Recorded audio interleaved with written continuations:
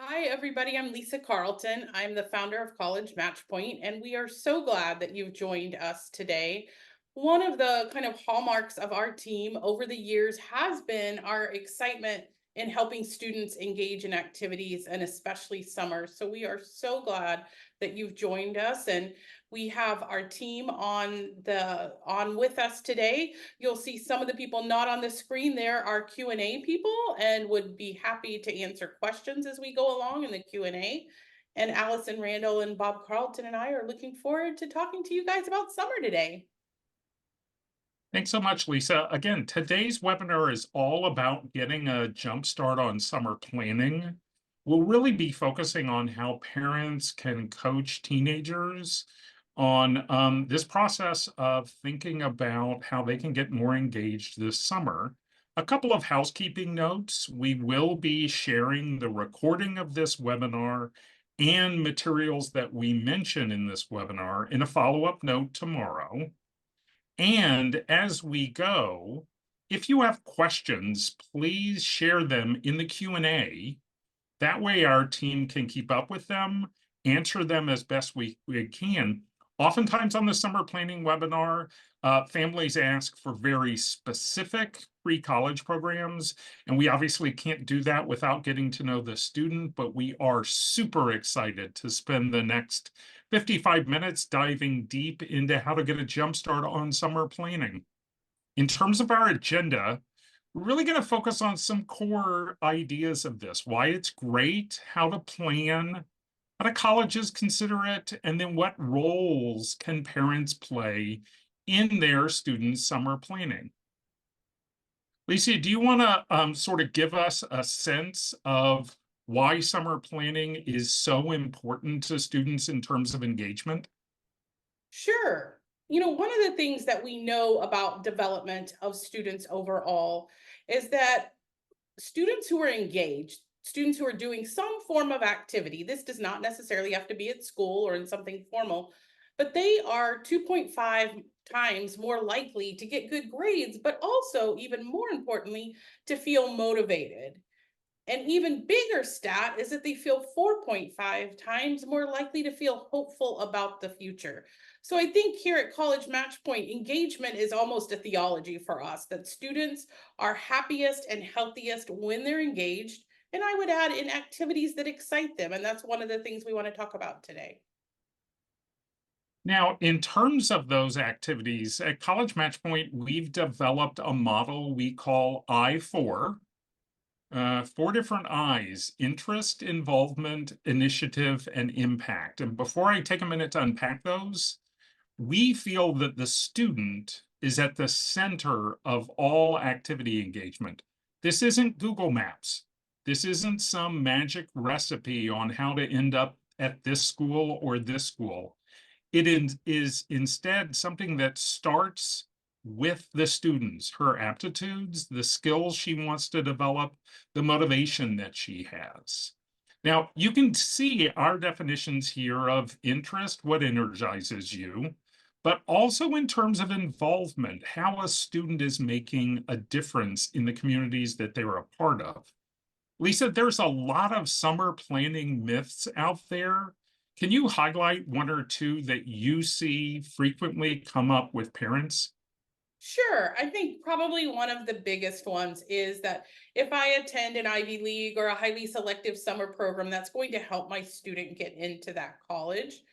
And really, the point of summer programs is if you are going to go with a college based program, that it matches your student's interest and story. The college itself is not the key factor there. And I think that's one big myth that's out there is if I'm interested in, I'll just say Duke, for example, then my students got to do the summer program at Duke even though they might not have the interesting program that matches up with my students' actual interests. And the second one I would just pop on and we'll talk about later is that I have to pay a lot of money and do a fancy program in order to have a great summer. And that's absolutely not true. One of the myths that we hear is, and we hear this frequently from students, I just can't find anything. There's just nothing I'm interested in. At College Matchpoint, we don't want any students in America to feel like they can't find something to do this summer. We have two resources. We'll share both of them in our follow-up note. The first is Summer Match Point. It's a directory of more than 1,300 ways for a student to get involved during the summer. They include free and fee-based. They're organized by subject area, by volunteering opportunities, by research opportunities. And wherever possible, if there's a fee or a grade or a deadline attached to it, we want to call that out. Some of these programs have surprisingly early deadlines. So you can go to Summer Match Point once this webinar is over and really dive in. We oftentimes have families ask us, can you tell me about this specific pre-college program or this specific pre-college program? And while that's difficult to assess and identify without knowing the student, this is a great starting point that more than 70,000 students last year utilized to plan their summer. Now, just a couple of weeks ago, we launched an AI assistant, summermatch.me, to help students who may not quite know exactly what they're looking for, but they feel like if they can start with a couple of ideas, our AI assistant can help them think about and discover opportunities to get more engaged this summer. We'll be sharing these in the follow-up, but these really get at a myth that sometimes comes up, and that is, I just can't find anything. Now, we're going to talk a little bit about the types of programs. We will be sharing our summer planning guide after this webinar in the email tomorrow, and it really has in-depth descriptions of all these summer opportunity types, but we didn't want to miss an opportunity to sort of orient you to the different types of summer activities.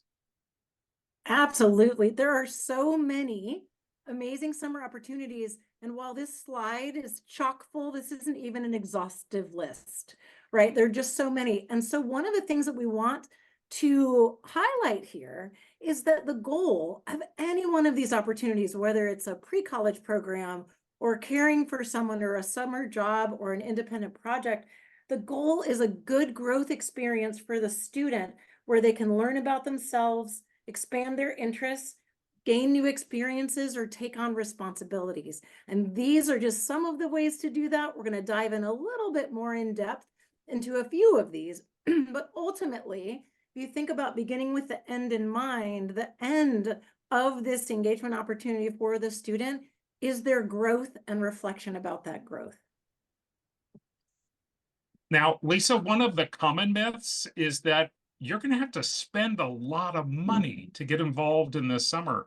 Can you talk a little bit about the free or low-cost summer opportunities that you think are so important for families to consider? Absolutely. They're endless, really. But we listed a few on here to just give you, and of course, some of this depends on what age the student is, right? But a few places that I'll highlight. If your student did want to do a formal program, but they were looking for something lower cost, I highly recommend looking at your state colleges programs because many of them are going to be lower price. Some of them even have things that are only for residents of your state. So that would be one place to go.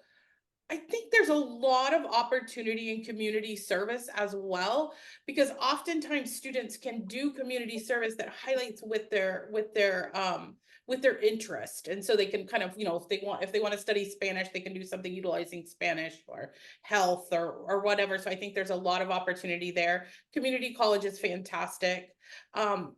They're endless. Part of this is about getting creative and thinking about what the student really loves and enjoys, but cost should not be a factor in not having a great summer for sure. And oftentimes I think doing some of these things requires a little more legwork, which when you go to what Allison just said, when you go to the point of actually reflecting on them, you actually have a little more to tell possibly. Lisa, is the truth though that a program that you pay for is going to be a program that a college is going to look at as more valuable?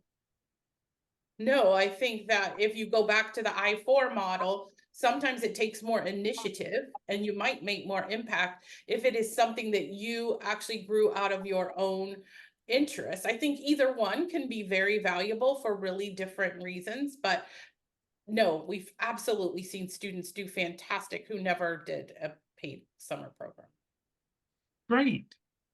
Now, Lisa, this is really just one big recipe, right? It's sort of every student should do the same thing in the same year. Is that true? Absolutely not. So we're talking about summer today, but for some students, they may be athletes, they may have responsibilities at home. Summer may not be the best time for them to do engagement. So everything we're talking about today, to some extent, could certainly extend into the school year if summer isn't a possibility for you. The other thing that I think is sort of a myth out there is that I have to do something. Oftentimes the student will say, "Oh, I don't think I can do an internship. I mean, I don't have 3 months." There's not a ton of places that are going to want you to internship for 3 months. So that's a good news. So these could be as short as a week, as long as the whole summer, usually somewhere in between. I think a couple of weeks is usually a typical thing. This also is going to change as the student goes up in grades, right? So we'll talk a little bit about that, more about that later. But this is not a recipe. If you do this thing for sure, it's going to get you X. And if you don't do it, you're going to go to Y. Like, though, it absolutely doesn't. I think if there is a thread that goes through all the recipes, it's something that actually energizes the student, something they genuinely want to explore and learn more about, because those are the only things they'll ultimately have a lot of jazz to write about and reflect about. Allison, I know you've worked with a lot of students who've done community service. Could you talk a little bit about how community service might fit into a student's summer plans? Absolutely. It's one of my favorite things to talk to students and families about, because like we've said, it does have the opportunity to be so individualized and make such an impact on not only the community, but the growth and awareness of the student. And so again, figuring out, okay, what kind of service, right? We want to go back to what works for the student. When's the student available? What are they passionate about? Or what do they wonder about? What's something maybe they've heard about that they haven't gotten a chance to explore? Why is everyone talking about X, Y, and Z? What is homelessness? What they might just be curious, which is the perfect starting point for any engagement, but definitely for service. That also service opportunities give the students the opportunity, like Lisa mentioned, to maybe apply a skill that they haven't had a chance to apply out of the classroom. Maybe they've studied a language and now they can utilize that language to help, people in the community in a health clinic or teach a class. And other times it's a great way. I mean, so many students that I've worked with have walked away from a service experience with a different perspective or knowing something or just with lots of new questions. And those make great reflection opportunities, not only to have with families, but that later that student can share in those college essays. The other thing that I think it's important to think about is kind of common good versus service hours. In the past, I would say several years, maybe 5 years ago, there was a focus on kind of what counts, like service hours, and that everybody was after, I need to get 100 service hours. That is really not the case anymore. Colleges are really looking at what are opportunities where the student engaged in something that made a positive impact on a community that they belong to or that they're curious about. This could be traditional service. They could absolutely go help out at the blood bank, but it also could be that they realized that maybe the freshmen entering the basketball team are kind of getting left out and they want to do something to involve those freshmen. And so they start a group chat. That is as or more valuable than kind of a more traditional service opportunity. And so it's a really good conversation to get in with your students about what's something you notice that you wish someone would do something about. And then ask them, why not you? Yeah. Lisa, could you talk a little bit about how maybe a family environment might be a great place to start here, or it might be a good place for a student who's not quite engaged yet or even anxious about being engaged. Absolutely. I think an underutilized spot to start with some students, especially younger, is as a family. I have heard some of the greatest stories over the years of service and actually other types of interests and hobbies that have been developed as a family. And so community service is a perfect spot. I know Bob and I had the opportunity to do this with our own kids, and um, for you to do something as a family and help, it'll give your student that entry point and do what Allison said just a minute ago, figure out what it is about whatever you're doing as a family that interests them, that they want to do something about. I'm working with a student right now that just did that with her mom. And I was so surprised what she honed in on. She was working with the homeless, but what she honed in on was that they don't have books and a lot of them love to read. And so, her mom gave her that opportunity to go in, and then she was able to come out with something that she wanted to do something about. And so I think not underutilizing that piece as a family is, there's a real opportunity there. And especially if your student might be a little more introverted, a little more not as comfortable to go to some of these places. It's some adult like skills to do this, and all the students are at different spots. I encourage you to think about utilizing family activities when in community service and in some of the other categories as well. Allison mentioned a minute ago about the role that community service can sometimes play in college admissions essays. One of our more experienced essay coaches commented that when a student is able to reflect on the community service that they've been involved in, you oftentimes see them just come completely into themselves, that it's their greatest self that's realized. And when they're able to talk about it, it really becomes, in many ways, a focus of not just the people that they've impacted, but of the opportunities that they learned about themselves and the skills they developed. Allison, do you maybe want to talk about a couple of examples of the kinds of service that we're talking about?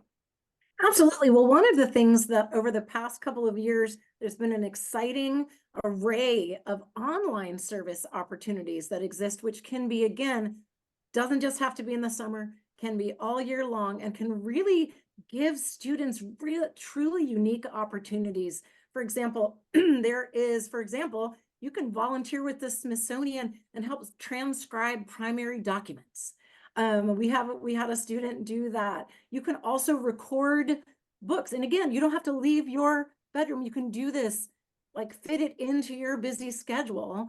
You can record books for folks who may be visually impaired or blind.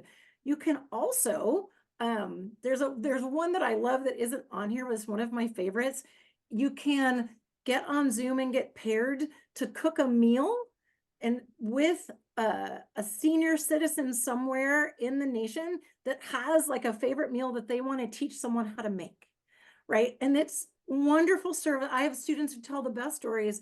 There's also a lot of youth-led, teen-led service campaigns. DoSomething.org is one of my students' favorites, where there's just all sorts of really unique, really powerful opportunities for students to get involved. And there's so many different ones that there's, for example, a niche opportunity where you can post positive comments about self-concept on a Post-it on the mirror and photograph it, and they put it on a site. So if people are having a bad day, they can hear something positive. So there's just so many opportunities. It can be a little overwhelming. So I do encourage people to step back and think about, what do I wonder? What do I have questions about? Or what do I wish someone would do something about? And then going after these ways to connect with those opportunities. Now, one of my favorite questions that I get from students when we start talking about summer planning is, should I get a job? And I feel like saying, let me be the 100th adult in your life who tells you having a summer job is a great thing. It's actually been an aspect of summer that's on decline for teenagers. Fewer teenagers work summer jobs than at any point in recent history. and they're missing out on an opportunity to be part of something bigger than themselves. And it can be particularly meaningful for a student if they work with an organization or a company over time. An opportunity to either take on responsibilities, go deeper in relationship with team members at a summer job. So if you take anything away from this webinar, a summer job as part of a summer plan makes the entire summer plan even better. And then we've also seen over the last couple of years a real growth in the number of students who do internships. So for the adults that are on this Zoom, you may think internship, 40 hours a week, 12 weeks during the summer. How is my student going to compete with that student from Penn or Yale or UCLA for an internship? They're not. They're going to spend some time with a friend of yours in a major they're interested in or a career area that they're interested in. Might be a week or two, might be 5, 10, 15, 20 hours in the week. It's a job shadow, but supersized. It's the ability for a student to take her interests and connect it to a real world experience of how that might translate ultimately to her career. And we frankly see many rising sophomores and rising juniors make summer internships part of their summer plan. Again, I can't stress this enough. These internships almost always come from connections that mom and dad have, friends of theirs that are in a profession that the student is particularly interested in. And Bob, these are unpaid internships, right? They don't have to be Yes. paid. Yeah, generally they are unpaid internships. Lisa, I know a lot of people on this Zoom are interested in pre-college programs. Could you talk a little bit about pre-college programs? Absolutely. I think pre-college programs can be amazing for students. There's a few things that I think they do that really help the student mature and learn more about what they want from college, get an experience with peers from around the country or around the world often, and allow a student to go deep in a certain subject. And, these programs have kind of gotten better and better over the years. So some of them are more project based, some of them have credits, some of them don't.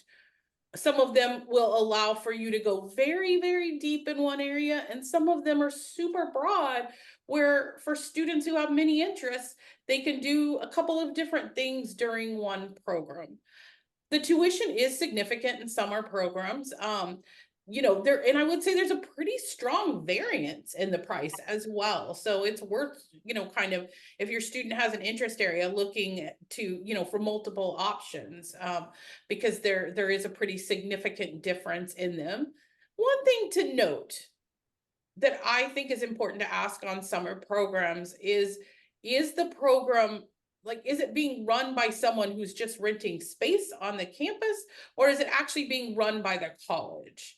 Either one can be good, but I do think sometimes when they're run by the colleges, you get a little bit more exposure to what that experience might be like. So that's just something to know, that sometimes people don't know. Some of these are very competitive, most are not, but they will typically ask for your grades. And they're typically going to ask for some sort of recommendation, primarily because they want to make sure that the student actually wants to do this, that it's not just a parent maybe signing a student up for a program that a student isn't interested in.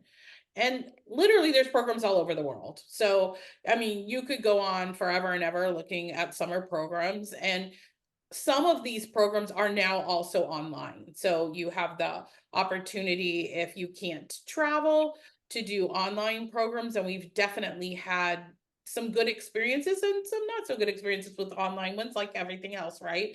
But I think it is worth exploring those as well. Bob, you want to add anything to that? Or Yeah, Allison? our summer Matchpoint directory has over 500 pre-college programs.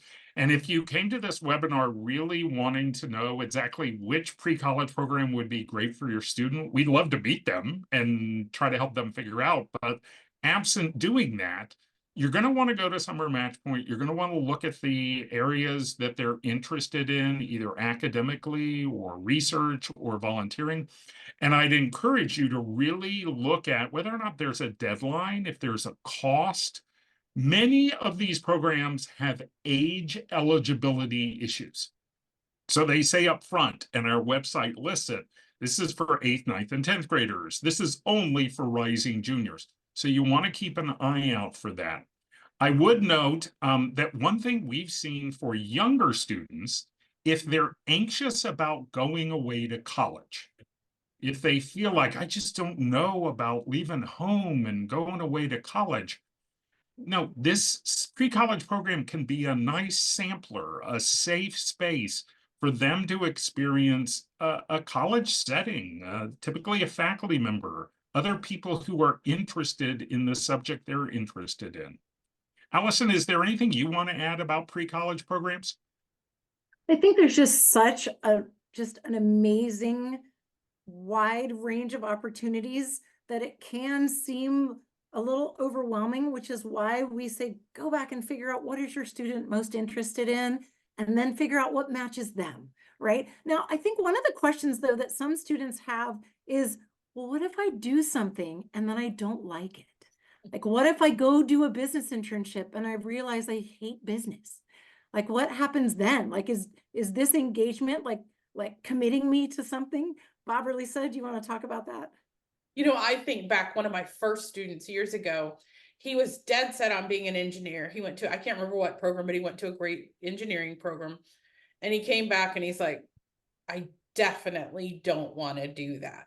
But and so at first, and his mom was a little worried, like, oh no, now what? But as we took apart what he didn't like, we realized that he was, although he's great with numbers and things, he was more of a finance kid, not an engineer. So he was taking those number skills one way when he wanted to take them another way. He's now got his MBA and is very successful. But learning what you don't like is very directional and helpful in helping know what we do like. And so part of this journey of engagement overall is exploration. There's not a final destination. I mean, all the adults on this call, how many times have you changed, right? We want students to have experiences where they can react to those experiences. They can say, what was that like for me? And then it usually sort of takes them on another twist of their path. So I think it's a huge win when a student does a program and realizes that, oh no, actually, that's not what I want to do. Or I really would like to do it, but only if it's with this, or lots of different things. And then they also get to learn about campus environments at the same time too, which is very helpful. So no, that's a great question, Allison. Thanks. Lisa, I know that independent research has become super popular over the last couple of years. Could you take that apart and help people better understand something? I know for me, it's radically different from anything I ever did as a teenager. Could you maybe talk a little bit about independent research and independent projects? Sure. So I'll talk about independent research and then I'll talk about projects. So independent research has become kind of programized, for lack of a better word. I'm not sure if that is a word, but there's a lot of programs offering research right now. So that's like another form of a summer program, and some of those also go during the year. We've had students do them. I think they've had really good experiences.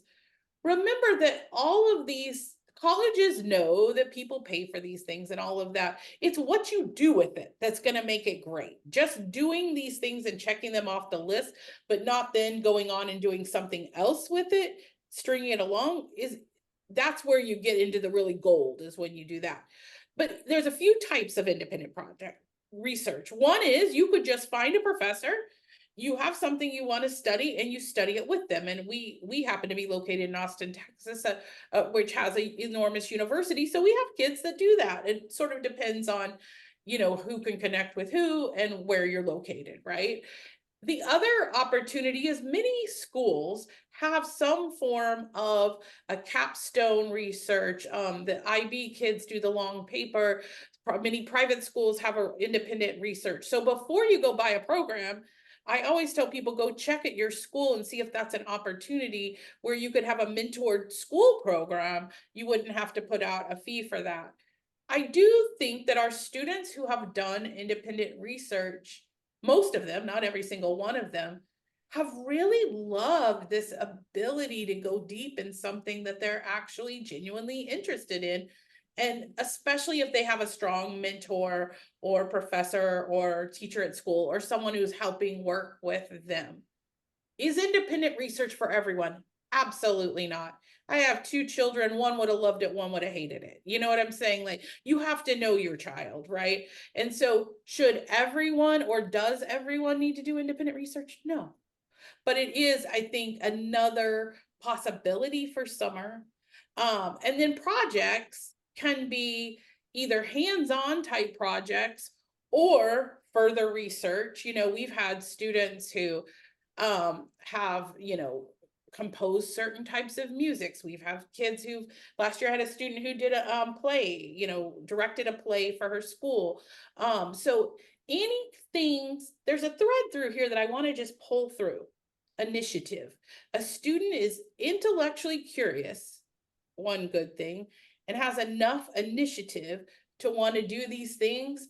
That's typically a win that's going to develop skills, confidence, agency, more interest, all those things that help students grow. Because as tempting as this conversation is to just talk about college, why are we as professionals so excited about engagement?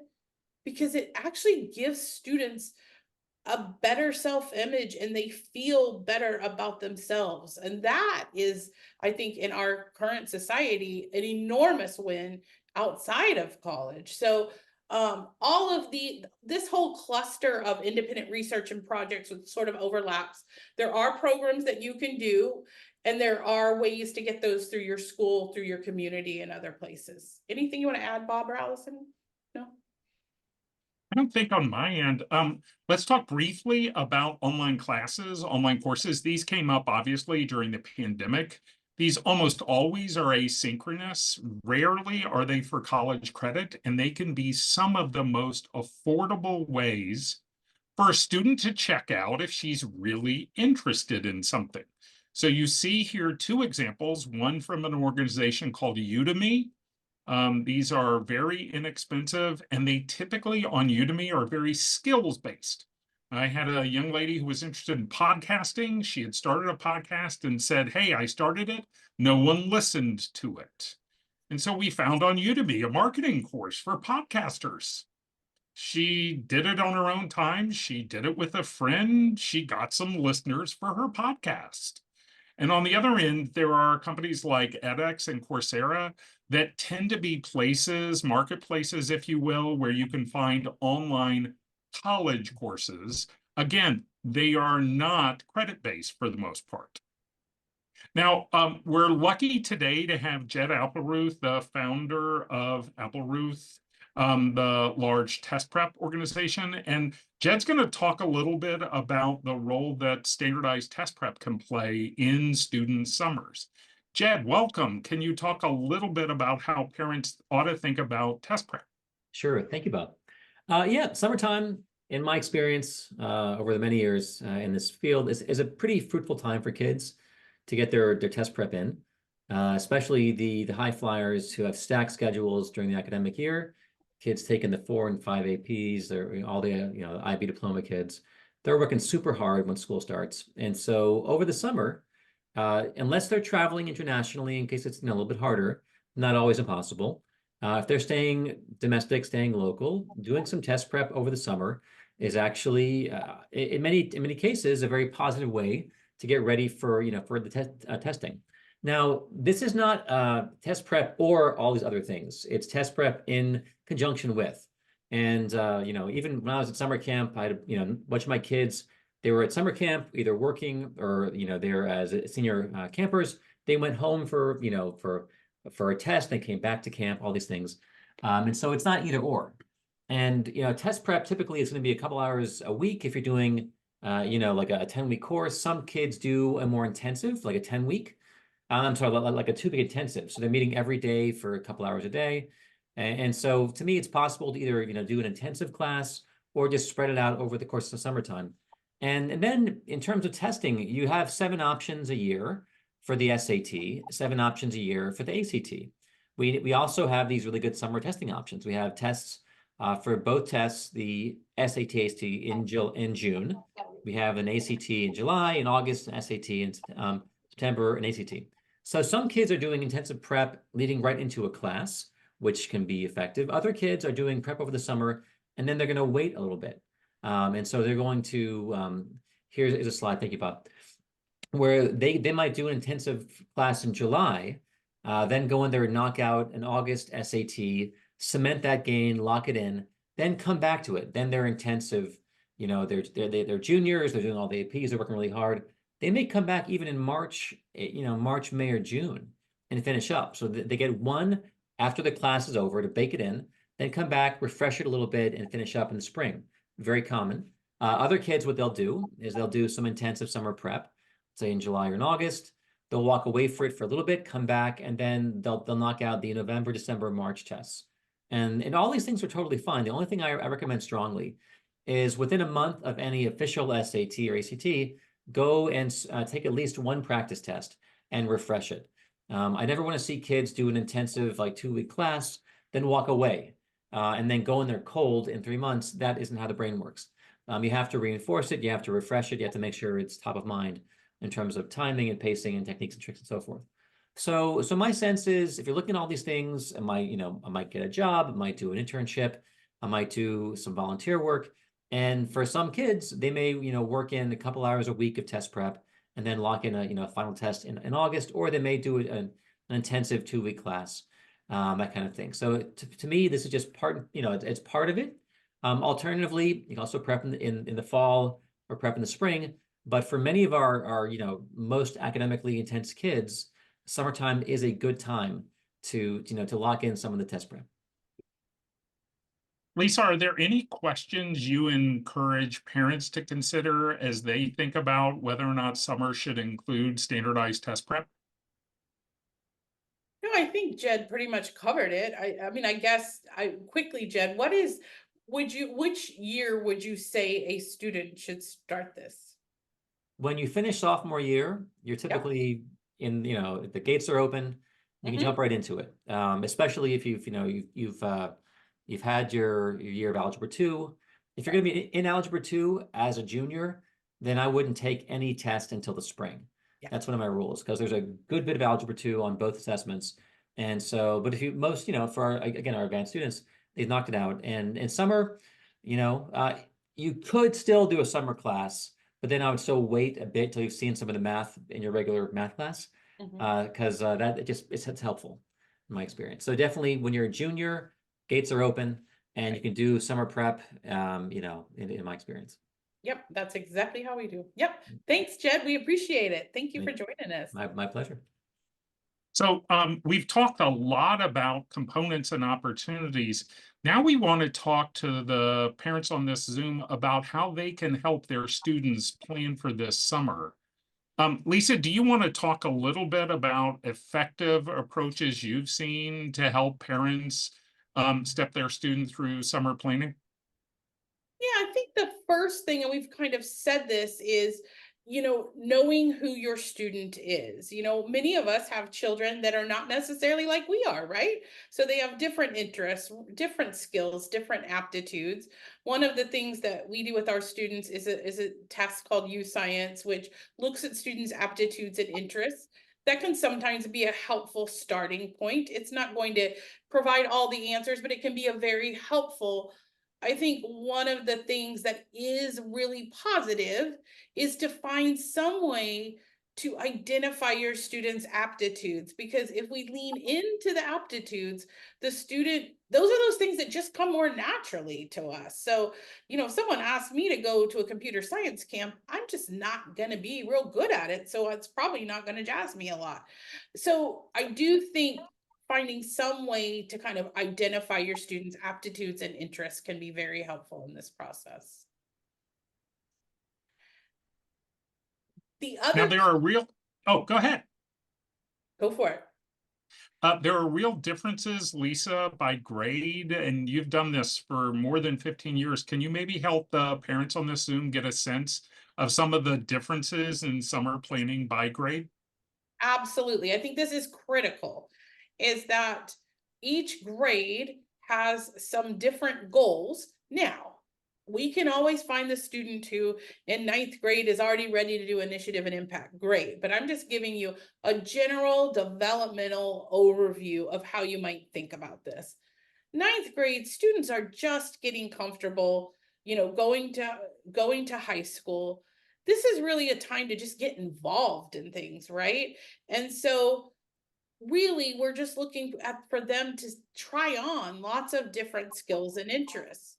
By the time a student gets to 10th grade, they've usually started to identify at least kind of a bucket, if you will, of areas that they're interested in.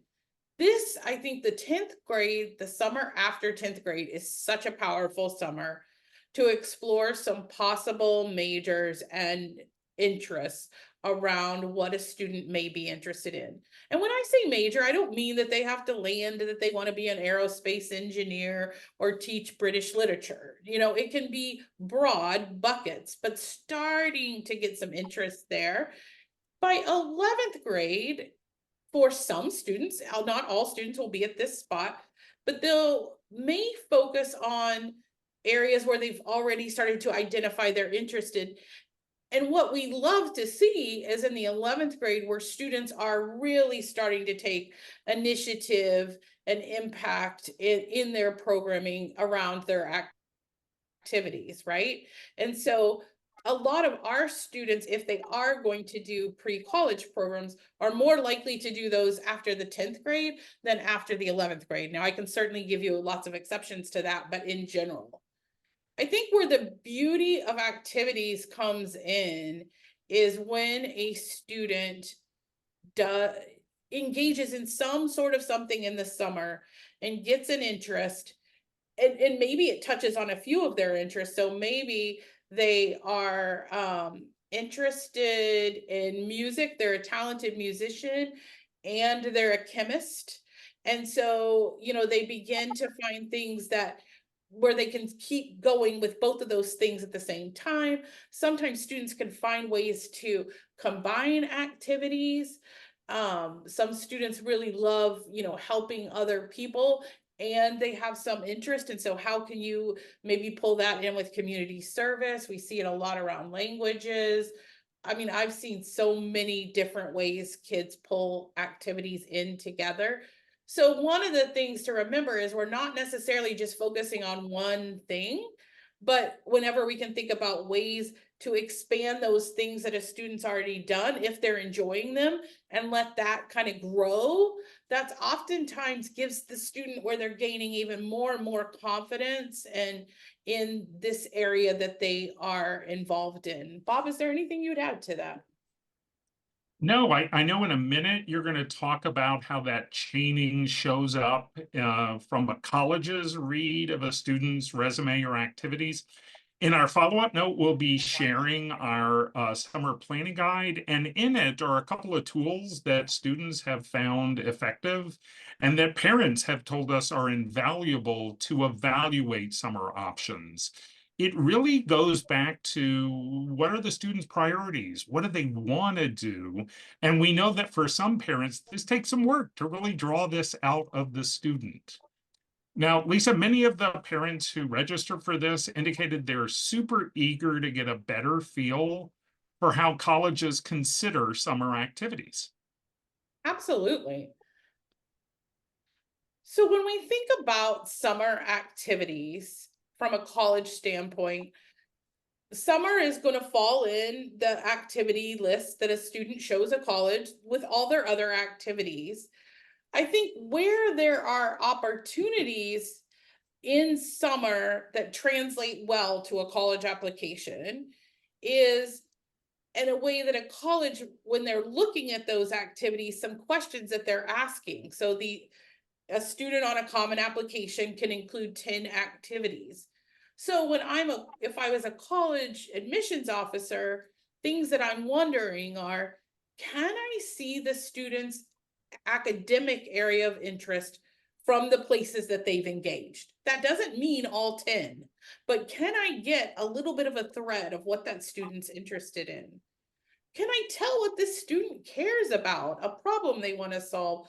Can I tell that they are concerned about the world, something greater than themselves in common good?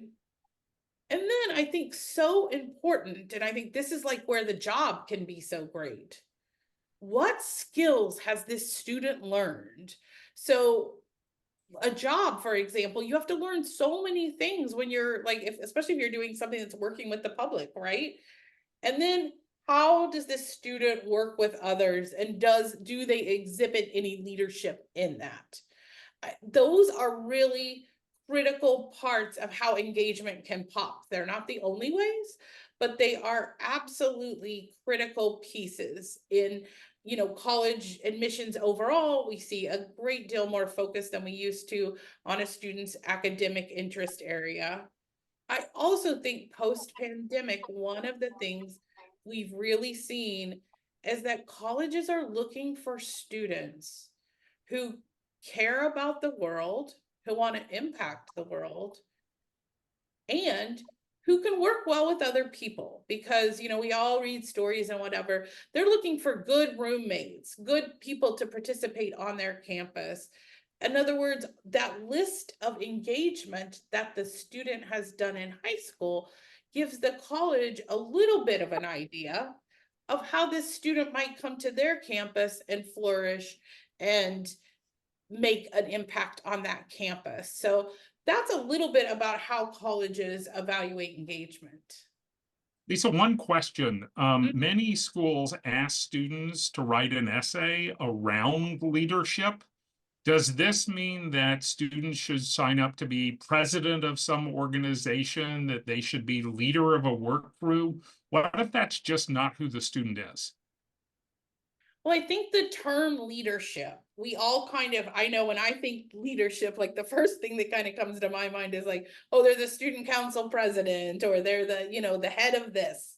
That's a type of leadership, but there's many types of leaders.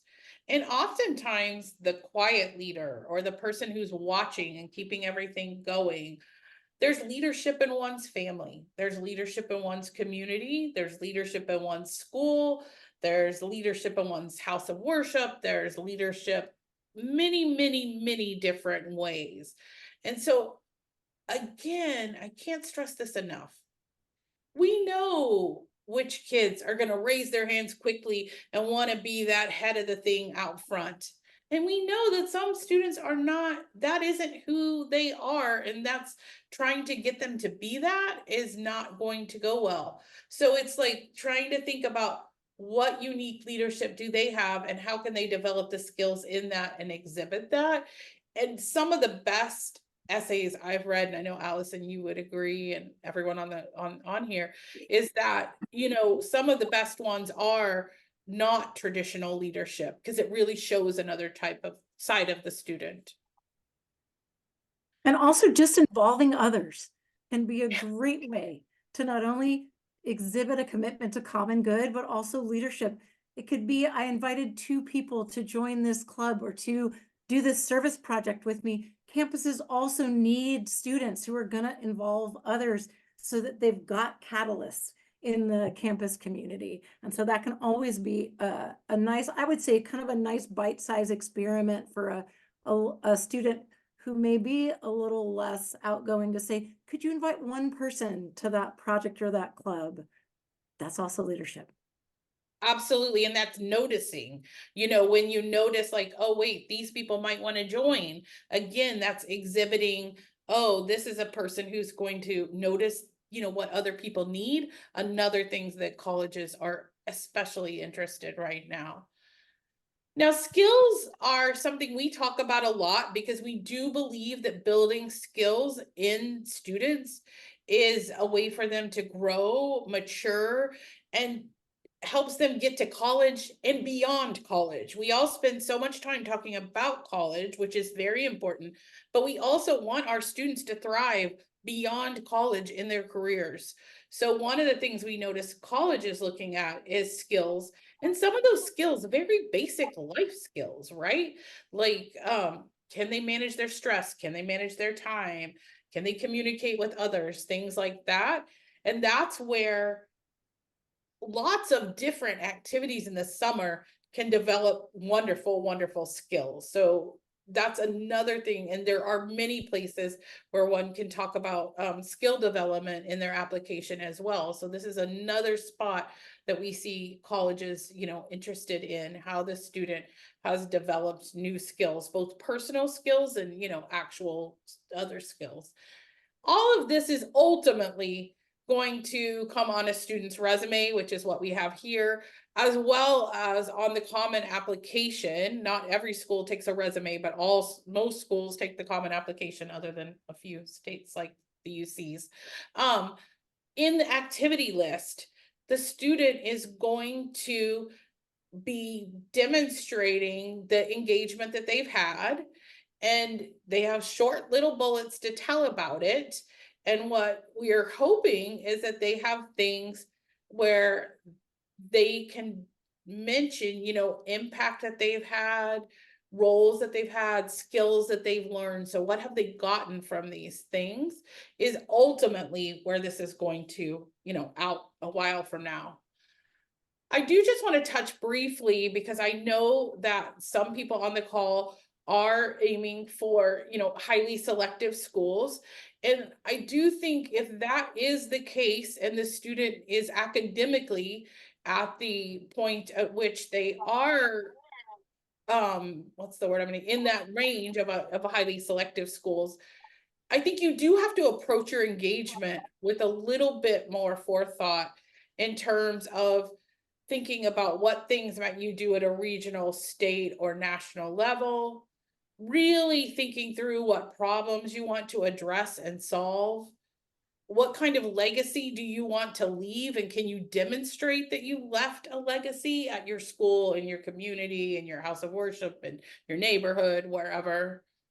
We especially see with STEM students that colleges are looking for multi-year engagement, for sure, around with some kind of, portfolio or ability to demonstrate the work that they've done. And I think for certain students, independent research and projects can be a great way to demonstrate intellectual curiosity. I also think your coursework can be a great way to do that. We have a little graphic here which just shows, that students have academic rigor at the center, and then we want to demonstrate the intellectual curiosity, right? You can definitely do that through engagement activities. In some of these, you could do all three if you wanted. Fit to major simply means, how did I show that I'm genuinely interested in this major? How have I explored it? And then common good, what impact have I made on my community? And so if a student is considering or thinks that they're on the road towards a goal of highly selective schools, these are a few things that you're going to want to keep in your mind as you are, especially as you go up in the years. I want to caution one thing. You still have to explore first. You can't, I think sometimes people get so focused on, in the ninth grade, I want my student doing the most competitive thing. You've got to have some developmental room here to let the student explore before they can totally jump into that. And so I think that is a bit of a balancing act. Allison, I know you have seen with so many parents that parents can play a critical role in coaching their students through this process. Can you give them a couple of suggestions on what you've seen to be that effective role? Absolutely. And so, and having raised my own kiddos and coached lots of students through this process, everyone knows every child maybe needs something different and goes at it in a different way. So the first thing is trust that you know your student, right? And then it's really about kind of initiating the conversation in terms of just asking those questions. What's something you wonder about? What's something you wish someone else would do something about? And just listening in those, whether it's when you pick them up from school or at, dinner, what are they talking about that where they really get excited and animated? What are some of those natural interests that they have? And the parents can really help students connect. It seems like you were really interested in, that experience you had mentoring that younger student. I wonder if there's another way we might find for you to do that, at church or in your job or something like that. And the most important, I would say, piece for parents is to really coach that reflection, even if they don't answer you. Okay. Even if you say, how did it go? And you get nothing. Or what did you learn? Or what's something you noticed? Sometimes just asking those questions and having them think about it is going to help them in that path to being able to see themselves from the outside, which is so crucial in their own development and ultimately, helps them thrive in college. And again, a great first step can be pursue engagement as a family. What's something that we can all do together so that the student doesn't feel like they're on the spot, whether it's service or exploration. That's a great way to start. But really being a sounding board for your student, and I would say more important than ever, is really that growth mindset of encouraging your student to explore for its own sake. It's even if they don't end up liking it, it's not, some students feel like they're narrowing too quick and they're going to get stuck. If I say I like engineering, I'm going to have to be an engineer. Explain to them that exploration, it's always its own reward, and you get to change your mind and you get to say what you liked and didn't like, and then encourage them. In fact, I often like to ask students first what they didn't like, to give them permission to share, and then say, okay, what's something you did like about that? Or what's something you learned about yourself? Bob, Lisa, anything to add there? I think you hit it. Lisa, some parents on this call may have students that when they ask them, what do you want to do this summer? The student says, I don't know, or all I want to do is chill out. Do you have any advice for that parent? Oh gosh, I think that there has to be time to chill out. And I do worry about some students, heavy load. And so I think it's meeting the student at, okay, let's see how we craft a summer that allows time for you to do that. I do notice there is, all different students come at summer, some of them are like so excited to plan it. Some of them don't want to have anything. I do think helping them see opportunities of things that they might genuinely enjoy usually does the trick. It won't always do the trick. There are some kids that just don't want to do anything. And then your student to know if that's going to be good for them or not, right? And I think that's a parenting discussion. But I think oftentimes students say they don't want to do something because they don't know how to go at it. And so they don't feel confident. I also think there are some students that are really nervous about doing anything where they have to go away. And sometimes they don't want to say that. So helping them, articulate, well, if it was this, would you be interested? So I think it's kind of digging in to see where the resistance is. And then, we've all had teenagers. Sometimes they're just resistant. Oh, we so appreciate everybody joining us today. We have a couple of resources that parents have found exceptionally helpful that we'll be sharing, a couple of guides. If you have a student who is really struggling to figure out her major, we've got a guide for that. Again, remember we have both Summer Match Point and summermatch.me, two resources to help your student dive in. And we have two upcoming webinars that we want to make sure you're aware of. In just a couple of weeks, for parents who have juniors or maybe even sophomores that are planning on college tours this spring, we have a webinar on making the most of those college tours. And then in March, once we have some of the information, not all of it, but some of the information from this admission cycle at highly selective colleges, we'll sort of unpack college admissions at highly selective colleges. We sure appreciate the opportunity to be with all of you today. We hope that all of you have a great time and that your students end up planning a summer that far exceeds their expectation. Thanks so much. Have a great day. Thank you. Bye.